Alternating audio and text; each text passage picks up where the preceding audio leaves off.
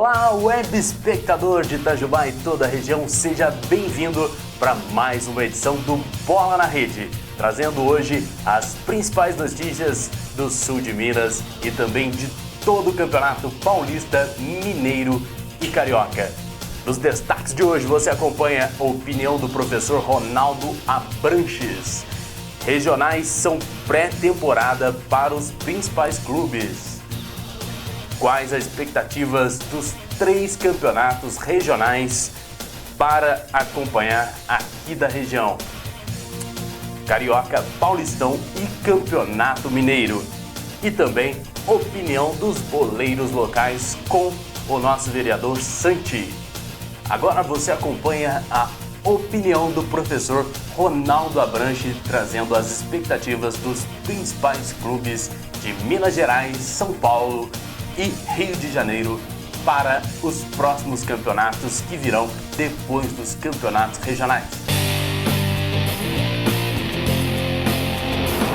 Começaram os campeonatos regionais de futebol de norte a sul deste país, considerado aí o país do futebol, fanático por este esporte popular. A grande questão é que o calendário do futebol brasileiro promove uma sobrecarga de jogos, comprometendo significativamente as condições físicas dos atletas. Mas por que será que os clubes de futebol no Brasil aceitam essa condição insana? Com a situação financeira comprometida aí, com as despesas crescentes, isso faz com que os clubes se sujeitem a essa sobrecarga para aumentar suas receitas. Segundo especialistas, para uma boa pré-temporada é necessário ter a duração de pelo menos um mês, para que somente depois os atletas sejam submetidos a grandes competições. Mas não é isto que acontece aqui no Brasil. Assim, os clubes aproveitam os campeonatos regionais para desenvolver a preparação para as competições mais exigentes, que serão aí principalmente o Campeonato Brasileiro. Portanto, os clubes, na realidade, desenvolvem a sua preparação já em competição. Alguns colocam em atividade o time B para esticar um pouco mais esta preparação. Outros vão se preparando durante o campeonato, o que gera baixo desempenho e muito risco de contusões. O desinteresse dos campeonatos regionais e o nível de exigência normalmente mais baixo ajuda a adoção dessas estratégias. A conta continua caindo aí sobre o desempenho do futebol brasileiro, que vem despencando por vários anos. Em um momento em que os campeonatos regionais estão cada vez mais desacreditados, acho que neste momento já estou começando a achar que os regionais são realmente importantes, mesmo que sejam para que os clubes façam aí seus períodos de preparação. Pelo menos essa é a minha opinião.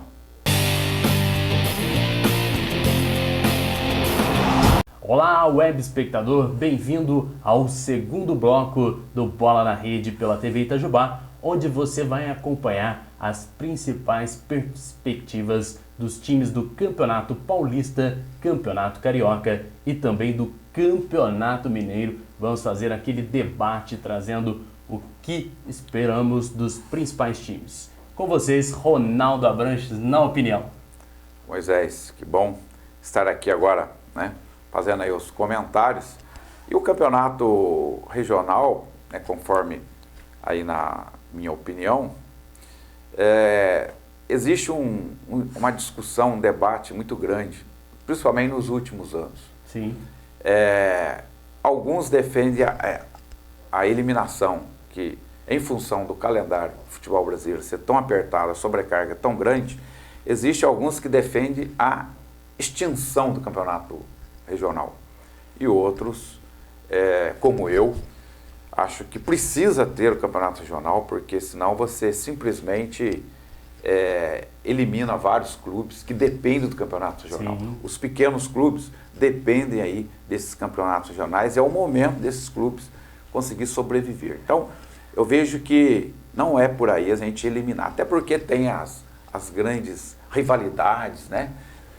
Por que existe a rivalidade tão grande entre Palmeiras e Corinthians, Flamengo e Vasco, Atlético e Cruzeiro? São exatamente a origem do campeonato regional. Porém, a fórmula de disputa realmente precisa mudar. Por quê? Para o grande clube, o clube de elite, que disputa aí Campeonato Brasileiro, Copa do Brasil, Libertadores, tantos clubes, por isso a grande sobrecarga. A gente sabe que o campeonato regional também, ele é deficitário para esses clubes. E dá acesso principalmente também para o campeonato Série D, Brasileirão Série D. Sim. Então, eu defendo que precisa manter os campeonatos regionais, porém a fórmula de disputa precisa mudar. Os clubes grandes vão entrar somente no final. E aí deixa os clubes pequenos, né, disputando entre si. Os melhores vão depois disputar com os grandes. Para que o calendário dos grandes clubes, que é o grande problema, né, a sobrecarga está exatamente nos clubes de elite, isso seja reduzido aí o lead time, né, o cronograma, a agenda desses clubes. Bom, mas está aí, né, continua, e aí existe uma questão política que mantém, né, os campeonatos regionais da forma que está. Por quê? Quem mantém a diretoria das federações, né, aí serve para todos os estados, são os clubes pequenos. Sim. Porque eles são na maioria, e como eles dependem, né, do campeonato regional, existe aí, na verdade, um certo comprometimento entre a diretoria das federações e os clubes pequenos, que são a maioria. Então, nesse aspecto, os clubes grandes perdem, e aí mantém isso, né? Então, precisa realmente, talvez, ter uma intervenção aí da própria CBF para regulamentar isso. Mas a verdade é que, nesse momento, o que movimenta o futebol no Brasil é exatamente os clubes, os campeonatos regionais.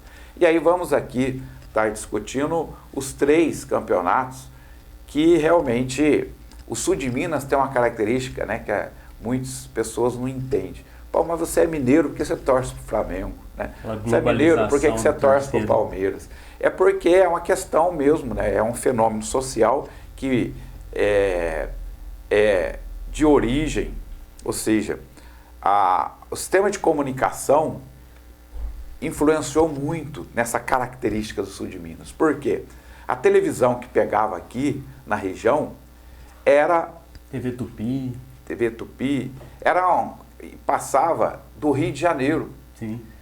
A Rádio Tupi, Rádio Globo, rádios, né, forte, que pegam muito bem aqui no sul de Minas, é do Rio.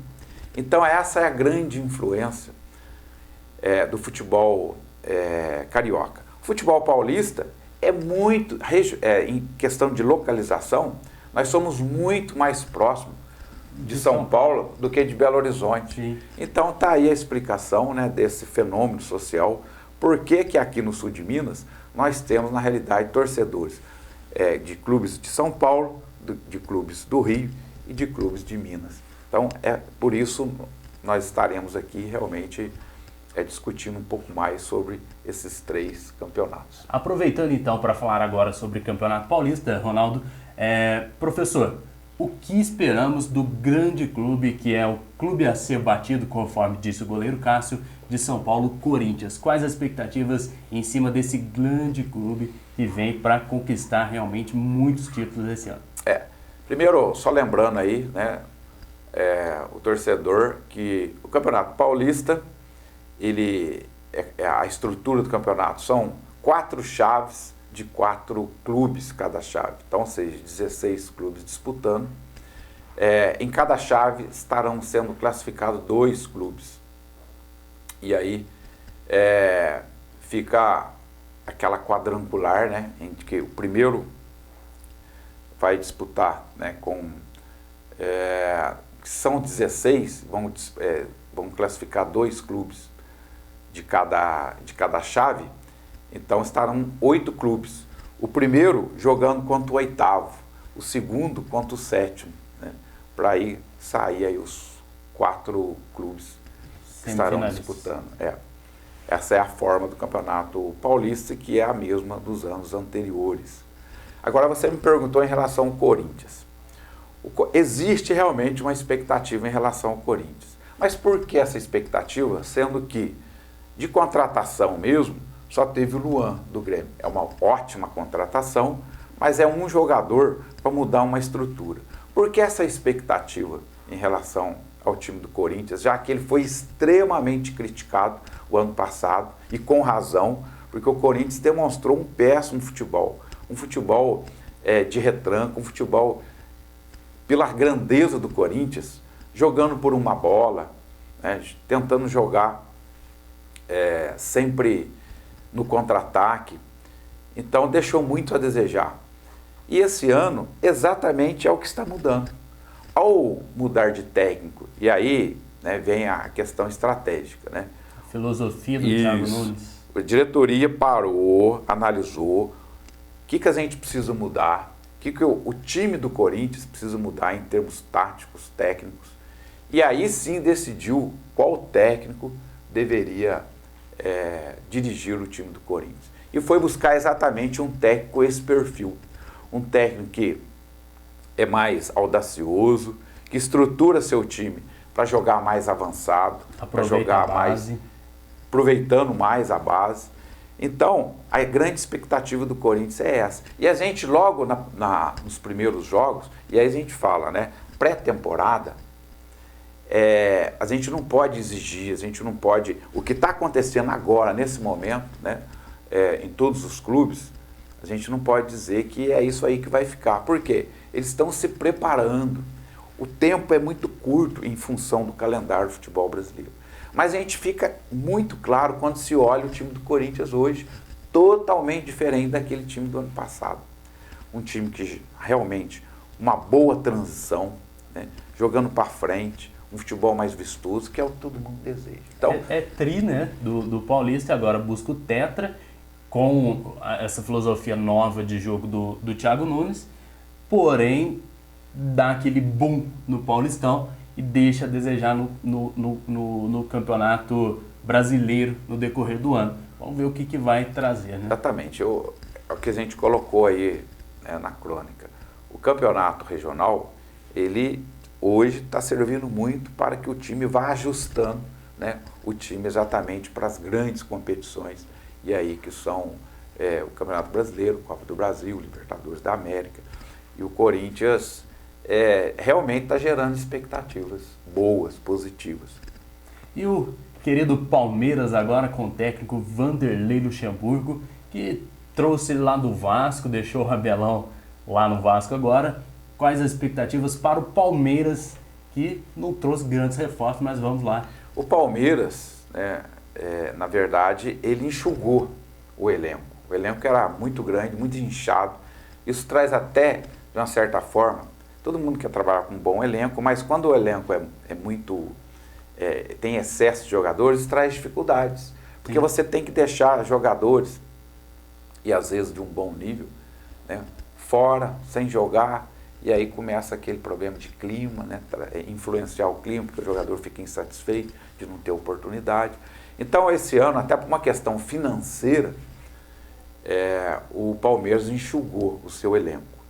Mas manteve, isso não veio a prejudicar o nível de competitividade do Palmeiras. Ao meu ver, em termos de elenco, o Palmeiras continua tendo aí o melhor elenco do Campeonato Paulista. Porém, agora, a gente já percebe algumas alterações em termos de sistema de jogo. O Vanderlei Luxemburgo está prometendo realmente colocar o time jogando um pouco mais avançado, com uma estrutura de jogo, uma defesa um pouco mais alta. E aí eu fico muito preocupado, porque no mesmo momento, isso para mim é contraditório, no mesmo momento em que ele está prometendo uma defesa mais alta, ou seja, o time pressionando o adversário, de uma maneira geral, jogando mais na frente, ele tira, né, o Felipe Melo do meio de campo, né, e coloca ele de zagueiro. Ele como capitão. Ele tem uma boa estrutura para zagueiro realmente, mas ele é mais lento. Faltoso. Ele já está numa idade avançada. Até que ponto o Palmeiras, jogando com uma defesa mais avançada, ele vai ter capacidade de recuperação dos contra-ataques? Porque o time adversário, quando joga com um time que joga com defesa mais alta, ele aproveita, né, jogadores de velocidade para jogar no contra-ataque nas costas, né, do zagueiro. E aí tem a preocupação em relação ao Felipe Melo. Até que ponto realmente ele vai ter um bom desempenho em relação a isso. Professor, nessa mudança de jogo que o Vanderlei propõe, a carga cai sobre os volantes, né? Sobre o Gabriel Menino. Que tem que dar cobertura. E sobre o Ramírez. Gabriel Menino, um volante muito bom de 19 anos, com certeza vai ser um dos destaques do campeonato, mas ele deixa aquela carga sobre o menino de 19 anos e o Ramírez, que foi aquele nome contratado, teve uma grande passagem pelo Cruzeiro, depois pela seleção também, mas vamos ver o que o Luxemburgo prepara aí, né? Então, o Ramírez ainda é uma interrogação, porque todo mundo conhece o potencial, o grande jogador que é, mas ao chegar ele ainda não se adaptou, teve problema de contusão, e a gente espera que ele realmente venha a desempenhar aquele bom futebol. No jogo agora, dessa semana, a gente já viu um avanço, então a expectativa é grande, e aí vai depender muito do Vanderlei realmente ajudando esse jogador a encontrar aí realmente o seu melhor futebol. Partindo agora para o Santos, que está de técnico novo, deixou a Argentina de lado com o Sampaoli, trouxe o português está na moda, né? O português está na moda lá no Rio e veio para agregar na Vila Belmiro. O Santos, em termos de elenco, ele já tinha, de uma certa forma, o elenco limitado em função dos resultados, ou seja, fantástico, vice-campeão brasileiro, né, um campeonato brasileiro, um campeonato extremamente competitivo, e o desempenho do Santos, não tem dúvida que foi em função da eficiência do seu técnico, né, Sampaoli. Agora o Santos perdeu alguns jogadores importantes, Gustavo Henrique é um deles, que foi para o Flamengo. Ou seja, o time limitado. O Santos, Vanderlei. O Santos vai depender realmente do bom desempenho do técnico, para ele ter uma performance como em 2019, porque ele não teve grandes reforços aí no elenco. Ele vai ter que realmente, o técnico, ter aí boas estratégias para conseguir fazer um bom desempenho. No Campeonato Paulista, eu acho que o Santos ele entra para disputar título. A carga fica ali sobre o Soteldo, né, que é um ótimo jogador, também sobre o Arthur, que vem retornando de um empréstimo da Chapecoense. São jogadores que realmente vêm para agregar. Eu vi uma entrevista do pessoal no elenco, desse elenco novo que o Gesualdo trouxe, que é uma média de idade um pouco mais baixa, né, porque ele manteve os mesmos jogadores sem contratações. Mas o pessoal elogiando por quê? Que consegue fazer a pré-temporada dentro do clube, sim, trabalhar de manhã e descansar em casa, né? Aquele trabalho maçante que, embora tenha tido resultado de vice-campeão com o Sampaoli, foi deixado ali mais na calmaria com o Gesualdo. Vamos ver até quando que isso vai dar certo. E também o ponto-chave agora que o Gesualdo trouxe para a presidência do Santos, que está sobre equilíbrio de contas, vamos trazer as peças novas, mas com calma, esperar para ver quais as melhores ofertas e aquele sistema de troca. Realmente, esperamos bastante do Santos. A situação do Santos, a situação financeira, né, não requer aí, não dá para o torcedor ficar esperando aí grandes contratações. A comparação entre os técnicos é inevitável, né? Principalmente em função aí do destaque, né, do Sampaoli. O ano passado, mesma coisa. O técnico que entrar no Flamengo para substituir o Jorge Jesus, quando isso acontecer, também vai ser inevitável, exatamente em função do bom desempenho que esses técnicos tiveram. E agora, São Paulo? São Paulo, o grande São Paulo, que tem como nome, encabeçando o Fernando Diniz, o técnico. O que esperar desse time de São Paulo, que já não tem grandes títulos de expressão há tempo? O time de São Paulo, ele é uma interrogação. Ele continua, na realidade, sendo uma interrogação. Por que o São Paulo continua sendo uma interrogação? Porque o líder, Fernando Diniz, ele é uma interrogação. Fernando Diniz, alguns dizem, né, achei até engraçado, que o Fernando Diniz é o ganso dos técnicos. Ou seja, o jogador, né, Paulo Henrique Ganso, é aquele grande jogador que até hoje não conseguiu demonstrar. O Fernando Diniz também é aquele grande técnico, todo mundo, né, acha interessante a sua postura, tática, mas até agora, tirando, né, aquela campanha que ele fez no Red Bull, aí no passado, até agora ele não conseguiu. Então, ele continua sendo uma interrogação. Mas não é só essa interrogação. O São Paulo está cheio de interrogação. E o Pato? O Pato continua sendo uma interrogação, né? Quando que o Pato realmente vai desempenhar aquele futebol? E aí tem outras, né? O Everton. O Everton é um jogador fantástico, acompanhei a carreira dele, né? Tenho acompanhado por vários anos. Ele, quando saiu do Flamengo e foi para o São Paulo, a torcida do Flamengo criticou, porque o Flamengo cochilou, né, desse jogador de ter perdido naquela época, e ele era o ponto de equilíbrio. Até hoje o Everton não conseguiu. Grande contratação do ano passado, Pablo, também continua sendo interrogação. Percebe? Por que o São Paulo é uma interrogação? Não dá para a gente afirmar, porque existem muitas questões ali de dúvidas. Até que ponto isso vai...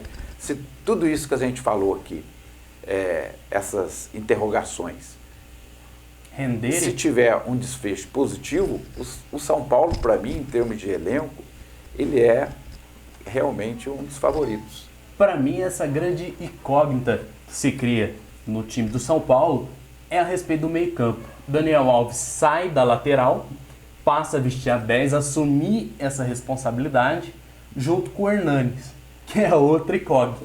Por quê? O Hernanes, no ano passado, realmente ele não apresentou o melhor do seu futebol. Porém, nos outros anos, erro de passe mas quase fisicamente zero. A gente percebe, ainda que ontem, por exemplo, saiu, né, bastante cansado. Então, acho que o problema do Hernanes é muito mais físico. Físico e a questão da idade, né, que já vai pesando. Está relacionado. Mas, passando agora sobre os grandes, qual é o grande time ali que pode surgir como novidade no Campeonato Paulista, professor? O Campeonato Paulista, né, dos campeonatos regionais, eu diria que é o campeonato mais forte. Exatamente porque sempre tem algum time do interior, né, que desponta. O interior paulista, ele é forte economicamente. Isso, muitas vezes, traduz aí em times fortes do interior. E esse ano, sem dúvida nenhuma, a grande expectativa está exatamente sobre o Bragantino. Bragantino, agora Red Bull, em função do investimento altíssimo, né, que está fazendo, e espera-se que realmente tenha um grande desempenho, seja aí um dos times do interior com possibilidade de título regional e realmente ter um bom desempenho durante o ano, com um investimento desse. Só que isso leva tempo, também não é, né, de um momento para o outro. Nós estamos iniciando uma temporada, você esperar que realmente todo esse investimento já gere resultado agora no Campeonato Paulista, né, aí realmente é desejo, mas existe um tempo.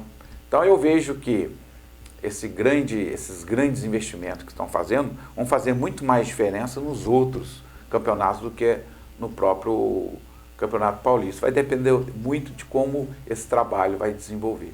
Esse trabalho vai ser desenvolvido agora, né, com o técnico que teve um grande destaque pelo América Mineiro, foi contratado recentemente agora para assumir esse time do Bragantino, que foi muito bem arquitetado para saber qual seria esse nome, que seria o técnico. Esperaram um bom tempo, a gente percebe que essa direção, que é extremamente profissional do Bragantino, usa muita estratégia, muita informação para tomada de tomada de decisões. E 3 grandes nomes que tiveram destaque ano passado. O Cleiton, goleiro do Atlético, está com um pezinho no Bragantino, teve um destaque substituindo o grande São Vítor. Atacante Alejandro, jovem de 21 anos, também vai compor esse elenco. E o destaque no meio-campo do Palmeiras, Arthur. Ninguém esperava, chegou o Bragantino, pôs na mesa 23 milhões e levou o menino. Fica muito evidente que a estratégia deles é trabalhar com jovens. Então, percebe que nas aquisições são sempre jogadores, né, de baixa idade, com grande perspectiva de futuro. Potencial de venda. Exatamente. Por quê? Aí é uma visão empresarial, né? Ou seja, esse investimento da Red Bull é clube-empresa. Aí vem todo o conceito aí de clube como empresa realmente, para gerar resultado, não só dentro de campo, porque o resultado financeiro vai depender do resultado dentro de campo. E aí, consequentemente, um desempenho financeiro positivo. Agora passamos com o apoio da TV Itajubá e também da Eletel para o Campeonato Carioca, trazendo como destaque os principais clubes. Com Ronaldo Abrantes, agora a opinião sobre o Flamengo no Campeonato Carioca. Antes, vamos dar uma ideia aí da estrutura do Campeonato Carioca. Excelente. O Campeonato Carioca, a estrutura é praticamente a mesma dos anos anteriores. O ano passado gerou muita polêmica, né? O pessoal no Rio gosta de ter aí essas inovações polêmicas. Mas esse ano vai ter decisão, porque o ano passado era uma coisa absurda, né? O time era campeão de um turno e não servia de nada. Uma coisa realmente bizarra. Mas esse ano simplificou, ou seja, Taça Guanabara, 2 chaves. Em cada chave vai ter, classificam 2 clubes para disputar, fazer o cruzamento na quadrangular. Na Taça Guanabara, né, que é nesse primeiro turno, uma chave confronta com a outra chave. Depois, o segundo turno, que é a Taça Rio, mesmo modo, só que eles disputam entre si. Então, saindo os 2 campeão, né, de cada turno para a decisão. Houve muita discussão em termos de... E se o mesmo time que for campeão do primeiro turno, for também campeão do segundo, ele já é automaticamente campeão? Durante alguns anos isso aconteceu. Não, a Federação Carioca não abriu mão de ter a decisão. Então, se caso aconteça isso, será um outro clube com a melhor campanha. Igual aconteceu com o Bangu no ano passado. Sim. O Bangu, lembrando que teve um grande desempenho, né, no passado. Esse ano parece que não vai ter aí o mesmo desempenho do ano passado. Mas você falou em relação ao Flamengo.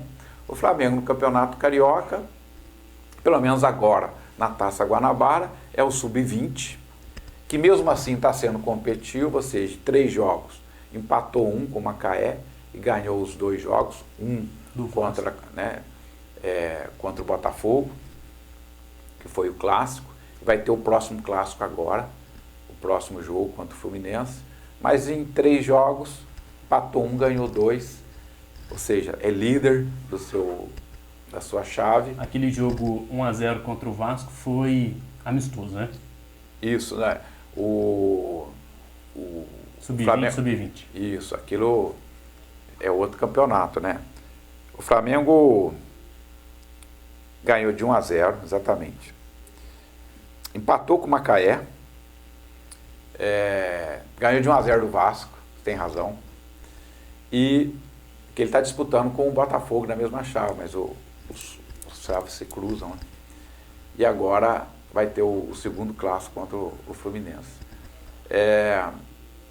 Então, os profissionais estão representando essa semana, né? Estão se apresentando para a temporada e tal. Ou seja, se fosse com o time principal, o Flamengo é em outro patamar, né? Como diz Bruno Henrique. E agora a expectativa que se cria é em relação a manter os nomes, né? Jorge Jesus fica. Até maio é garantido. Bruno Henrique.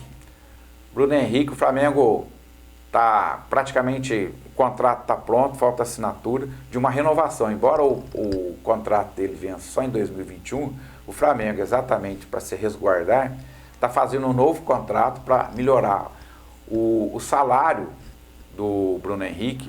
Quando o Flamengo trouxe ele do Santos, o valor, né, aumentou muito o valor do passe dele. Então foi para um preço realmente, em função do desempenho dele, o valor não foi alto. E o salário dele também não é um salário tão alto conforme é do plantel do Flamengo hoje. Então, o que o Flamengo está fazendo? Um novo contrato, colocando o salário dele de ponta como os grandes jogadores para segurar, porque ele realmente foi o grande destaque aí de 2019. Ao lado do Gabigol, fica? O Gabigol, que tudo indica que sim. A grande questão do Gabigol é que ele esperava realmente uma proposta de um grande clube da Europa, que não aconteceu. E aí vai acabar ficando. Parece já tem uma reunião marcada para hoje, segunda-feira, dia 27, lá na Itália. Os representantes tanto do Flamengo, tal como do Inter de Milão, já estão reunidos para dar um desfecho até quarta-feira sobre esse caso. É impressionante como, nesse momento, o Flamengo está fazendo dinheiro. É impressionante as transações que têm sido, parece, alguns falam, pô, o Flamengo está dando sorte, né? E aí a sorte, dentro do meu conceito, é competência. Mas o Flamengo trouxe um jogador da Europa, o espanhol, né, Pablo Mari, por 6 milhões. Ninguém conhecia o cara. E o Flamengo, tudo indica que está vendendo, né, esse jogador por 46 milhões. Excelente. Então, as coisas vão surgindo, né, e o Flamengo realmente, financeiramente, fantástico. Esse dinheiro da venda do Pablo Mari vai poder comprar aí o central, o zagueiro do Atlético Paranaense, que para mim é melhor do que os que tem lá, embora Rodrigo Caio, o próprio o Gustavo Henrique, excelente, mas ele vai vir para ser titular e o Flamengo cada vez fortalecendo e aumentando o fluxo de caixa. É impressionante. Que fase. O interessante é que o Flamengo está fazendo essas investidas, essas mudanças e tudo, e a gente vê o resultado, porque a cobrança é muito grande. Itajubá é uma das maiores torcidas do sul de Minas do Flamengo. Então a gente traz essa informação, traz esse bate-bola, porque realmente... É a maior torcida. É a maior torcida. Então gera mais ibope. Opa! Grande abraço para todos os amigos flamenguistas que estão sempre acompanhando a TV Itajubá. E agora, Vasco da Gama. O que esperar do Vasco de Abel Braga? Olha, o Vasco, a situação continua muito difícil financeiramente. Desde que o Vasco precisava inscrever um novo jogador, extremamente importante, o plantel precisando, e ele não podia fazer isso porque a justiça impugnou em função aí das dívidas do Vasco. Então, o Jorge Henrique? Esse caso especificamente era do Jorge Henrique, mas tem vários casos lá na justiça. Isso foi para a FIFA, né? Então, a situação é muito difícil. O Vanderlei tinha conseguido, né, dar uma equilibrada no time, né, mas saiu, foi para o Palmeiras, agora entrou o Abel. Então eu vejo uma situação muito difícil. Para brigar no Campeonato Carioca ainda é possível, mas nas outras competições, muito difícil, né? A mesma dificuldade em relação ao Botafogo, também com a situação financeira, mas veja que esse projeto do Botafogo realmente se consolidando, mesmo que não traga grandes contratações de início, que não é mesmo, os investimentos iniciais é para dívida, mas só o fato de você estar trabalhando na redução da dívida impede que a justiça traga dificuldades em campo, sim, como a gente acabou de citar em relação ao Vasco. Então, o fato de você eliminar processos judiciais, você evitar que o oficial de justiça esteja aguardando o borderô do jogo para ir lá e tirar a renda, isso ajuda demais, né? Vamos colocar, já aproveitar, colocar nessa cesta aí o Fluminense. O Fluminense conseguiu pagar o salário de 2019. Nossa. Isso é extremamente importante, né? Os jogadores estando com o salário em dia. E o Fluminense, para mim, dos clubes grandes, o Flamengo está outro patamar, mas o Fluminense, para mim, é o que gera maior expectativa. E olha que ele perdeu vários bons jogadores, mas ele contratou 8 jogadores. E o técnico muito bom. Esse técnico é muito bom. O Dair Helmer, que veio do Internacional. Do Internacional. Vejo que o desempenho está sendo muito interessante agora nas primeiras rodadas. Então vejo uma grande expectativa do Fluminense em termos de desempenho, ser melhor do que a do ano passado. Em relação a Vasco e Botafogo, muita dúvida em relação às dificuldades. O Fluminense que trouxe 2 peças do Cruzeiro, né? Que trouxe o Egídio e também o Henrique para compor esse elenco que eu falo para você. Muita garotada, usando muita garotada. E grande expectativa para ser o time que vai combater ali o time a ser combatido, que é o Flamengo. O Fluminense tem uma tradição, né, de trazer jogadores formados lá em Xerém. E está acontecendo. Veja aí agora no Campeonato Carioca, os jovens jogadores lançados agora realmente se destacando. Agora você acompanha aqui na TV Itajubá o Campeonato Mineiro, as principais notícias sobre Atlético, Cruzeiro e os times aqui da nossa região. Boa Esporte Caldense com o professor Ronaldo Abranches. O Campeonato Mineiro segue a mesma forma, né, do ano passado.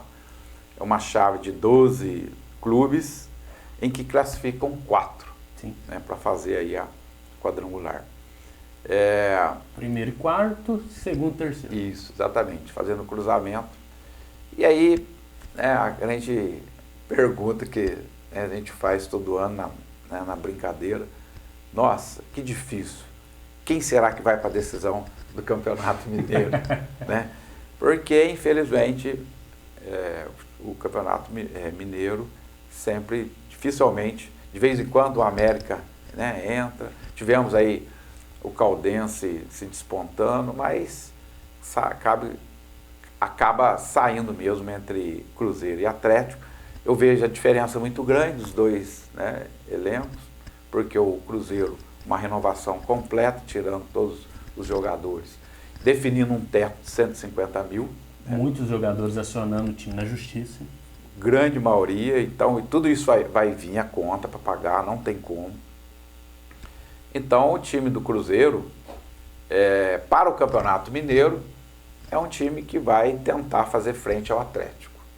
Para a Série B do Campeonato Brasileiro, que não é fácil, né, é a grande questão. Até que ponto o Cruzeiro vai ter força realmente para, no primeiro ano, já voltar para a primeira divisão. O Atlético reduziu a faixa etária, ou seja, diminuiu. O Atlético tinha alguns jogadores com uma idade mais avançada, então isso dificultou um pouco na temporada 2019. Agora ele está trazendo um time um pouco mais jovem, fez mudanças, né, no time, está com um técnico novo, né, o colombiano. Venezuelano, Rafael Venezuelano, né? Então, as expectativas do Atlético, aí a gente analisa sempre em relação ao passado, eu vejo como positivas, né? O que não acontece com o Cruzeiro, eu vejo o Atlético com possibilidade de ter um melhor desempenho esse ano. Vou puxar a sardinha aqui um pouquinho para o lado de Minas, porque a gente sabe também que aqui temos o Itagalo, temos o pessoal da torcida do Cruzeiro, nosso amigo vereador Santi Cruzeirense. Vou falar um pouquinho sobre as contratações. O que acontece? O Cruzeiro perdeu peças-chave. Fred já acertou, o Cruzeiro liberou ele para procurar um outro clube.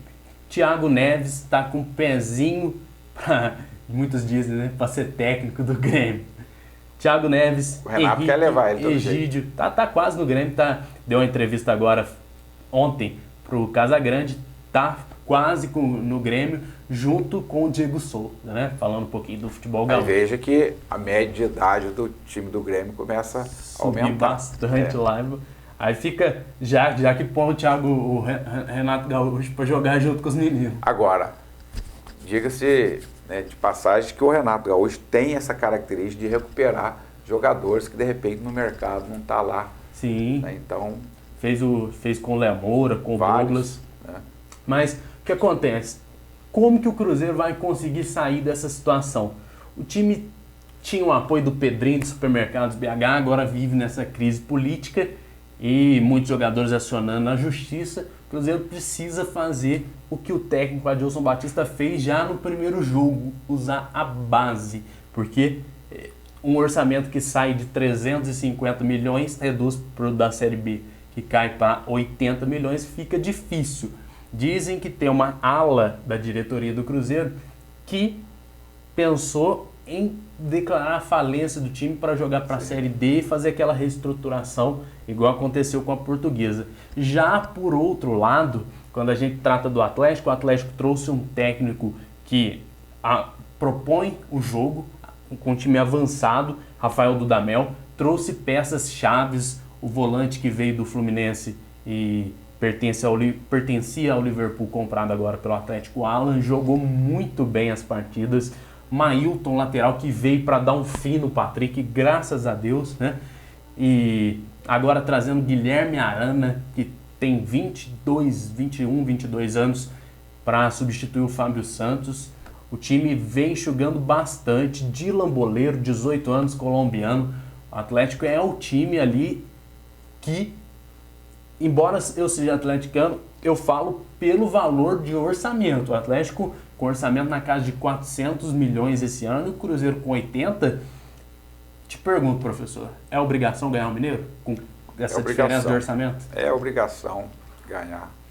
É igual a gente falava do Flamengo, né? Então não tem como, né?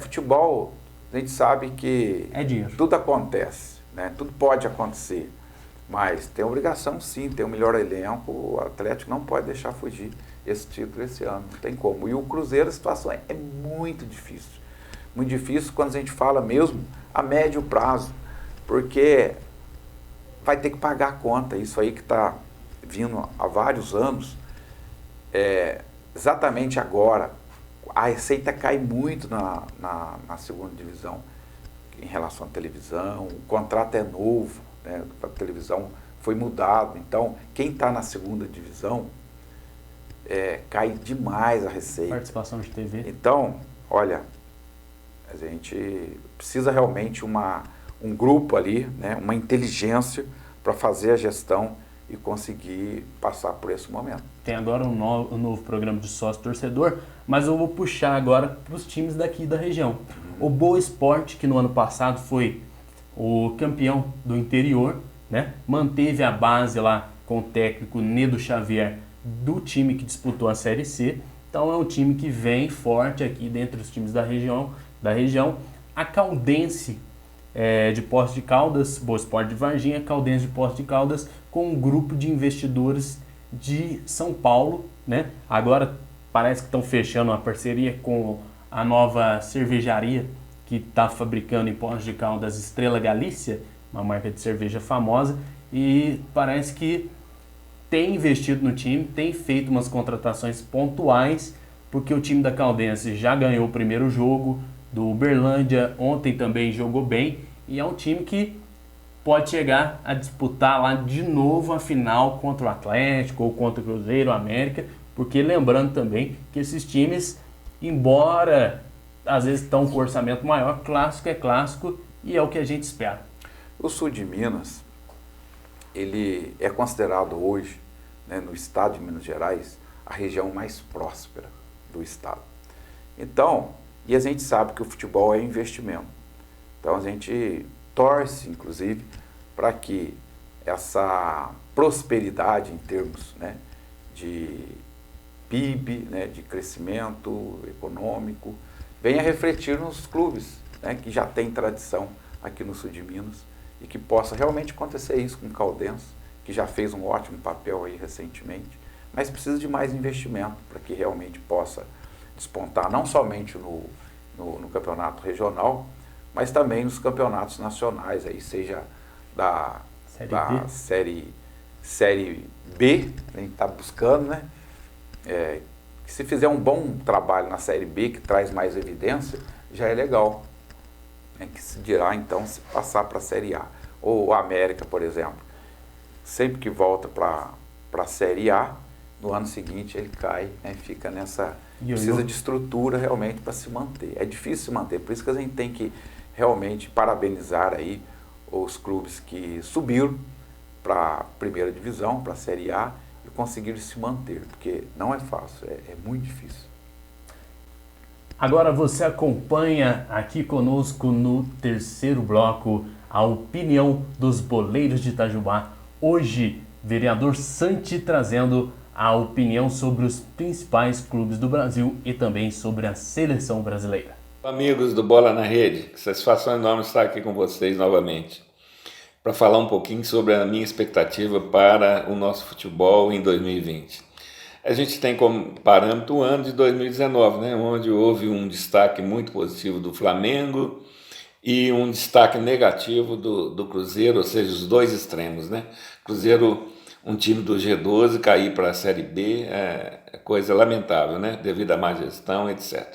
Mas, voltando sobre a nossa expectativa, a gente espera, primeiro, que a seleção brasileira consiga encontrar o seu caminho, né? O Tite não conseguiu montar um time excelente após a Copa América disputada no Brasil, e o ano que vem nós teremos também Copa América a partir de junho, né? E eliminatórias também. Então há necessidade de rever o trabalho feito em 2019 para que em 2020 a seleção se apresente melhor. Também os clubes, né? Os campeonatos Série A, Série B e Série C, que terão 20 clubes, nós teremos aí alguns destaques na Série B e Série C, de clássicos regionais que vão acontecer, né? E a Série A, o lamento nosso também é com que Santa Catarina não tenha nenhum representante na Série A, né? E o Cruzeiro caiu para a Série B. E já a surpresa é o Bragantino, que depois de 22 anos ele volta à Série A, né? O Bragantino teve uma nova parceria aí, apresenta-se com um trabalho muito bom na Série B, a gente espera que ele tenha êxito também na Série A. Com relação a treinadores, nós tivemos aí a surpresa agradável, né, Thiago, lá do Atlético Paranaense, tivemos o próprio Renato Gaúcho do Grêmio, tivemos Rogério Ceni e outros aí, né, despontando no cenário nacional. E a grande felicidade foi o técnico português Jorge Jesus, que fez um trabalho revolucionário no Flamengo. E a gente espera que outros treinadores despontem aí, né? Inclusive Roger Machado também, que o futebol brasileiro precisa de uma renovação, né? Para acompanhar a evolução aí científico-tecnológica, acompanhar tudo o que está acontecendo de bom na Europa.